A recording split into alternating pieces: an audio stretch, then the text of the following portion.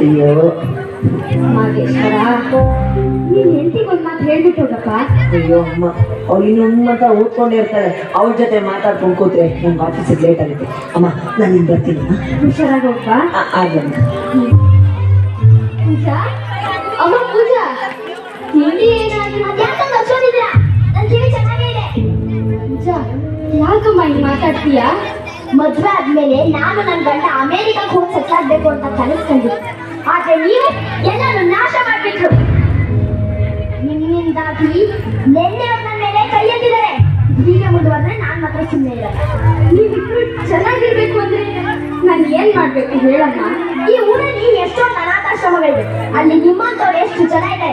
ನೀವು ಸುಮ್ಮನೆ ಅಲ್ಲೇ ಸೇರ್ಕೋಬೇಕು ತಾನೆ. ಸುಮ್ಮನೆ ನನ್ನ ಜೀವ ಯಾಕೆ ತಿಂತೀರಾ?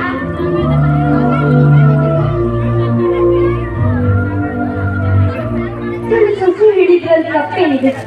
ನನ್ನಿಂದ ಅವ್ರ ಸುಖ ಸಂತೋಷ ಹಾಳಾಗ್ತಿದೆಯಲ್ಲ ಹೇಳಿ. ನಾನು ಈ ಮನೇಲಿರೋದು ತಪ್ಪಲ್ಲ. ನನ್ನ ಮಗ ಚೆನ್ನಾಗಿರ್ಬೇಕು. ನಾನಿನ್ನು ಬಿದ್ದು ಹೋಗೋ ಮರ. ಯಾವ್ದಾದ್ರು ದೇವಸ್ಥಾನದಲ್ಲೋ ಮಠದಲ್ಲೋ ಇದ್ದು ಜೀವನ ಕಳ್ಕೊಡ್ತೀನಿ. ಸಾಕು ಈ ಜೀವನ.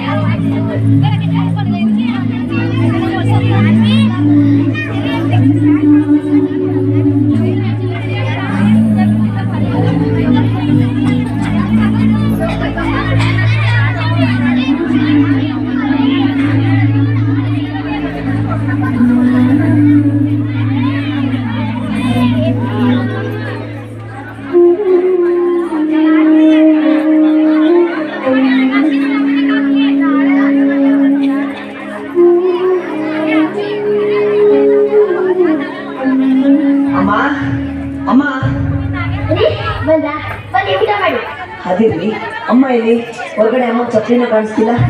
ಊಟ ಮಾಡಿ. ಏಯ್, ನಾನ್ ಕೇಳಿದ ಪ್ರಶ್ನೆಗೆ ಉತ್ತರ ಕೊಡು. ಅಮ್ಮ ಎಲ್ಲಿ? ಬನ್ನಿ. ಏಯ್, ಕೇಳ್ತೀನಿ ತಾನೆ, ಅಮ್ಮ ಎಲ್ಲಿ? ಹುಚ್ಚಿ ತರ ಮಾತಾಡ್ಬೇಡ. ಅಮ್ಮ ಎಲ್ಲಿ?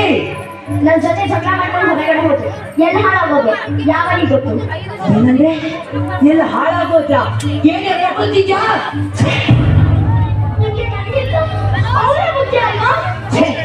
ನನಗ್ ಮಾತ್ರ ಅಲ್ಲ ಕಡೆ, ಪ್ರಪಂಚದಲ್ಲಿ ಯಾರಿಗೆ ಆಗಲಿ ಎಲ್ರಿಗೂ ಮೊದಲು ತನ್ನ ತಾಯಿನೇ ಮುಖ್ಯ. ನಮ್ಮಮ್ಮ ದೇವತೆ ತರ ಕಡೆ, ಅಂತ ದೇವತೆನ ಮನೆ ಬಿಟ್ಟು ಹೊರಗಡೆ ಕಳ್ಸಿದ್ಯಲ್ಲ. ಎಂತ ರಾಕ್ಷಸಿನೇ ನೀನು. ಹೌದು ರೀ, ನನ್ನ ರಾಕ್ಷಸಿನೇ. ಆ ನಿಮ್ ದೇವತೆನೇ ಕರ್ಕೊಂಡು ಪೂಜೆ ಮಾಡಿ. ಇನ್ನ ನಿಮ್ಮ ಮನೇಲಿ ಒಂದು ಕ್ಷಣ ಇರಲ್ಲ. ಅಮ್ಮ, ಅಮ್ಮ, ಹಲೋ ಅಪ್ಪ, ಎಲ್ಲಿದ್ದಾರೆ?